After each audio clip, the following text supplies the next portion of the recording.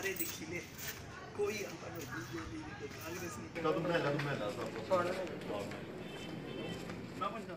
नहीं देखते, हर चीज़ की परेशानी आती है हमें, तो हम क्या वोट देंगे। बचपन से देखते आए हैं, वोट मांगने आते हैं, ले लेते हैं, पब्लिक भी बेवकूफ़ बन जाती है। पर अब पब्लिक जो होशियार हो रही है, अब सोच समझ के देगी। काम होगा तो वोट देंगे, काम नहीं होगा तो वोट नहीं मिलेगा। हम म्यूनसिपल कमेटी में भी 4 साल हुए, तब भी गए एप्लीकेशन दे के, उसके 2 साल के बाद भी गए। अभी तो मेरे को 3 महीने हुए, मैं तब भी गई थी।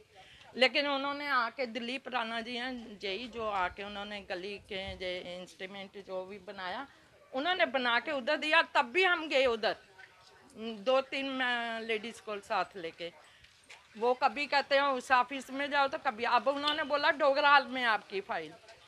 अब हम घर का काम करेंगे जहाँ उधर ऑफिसों में घूमते रहे। नहीं, अब जिस तरह से नेता यहाँ पर गली नहीं बनेगी तब तक हमारा गली से कोई भी वोट नहीं जाएगा। ये नहीं है, बहुत घर हैं इधर, कम से कम इस गली से बोर्ड जो है 600 बोर्ड होगा गली में, लेकिन इस बार तो एक बोर्ड भी नहीं।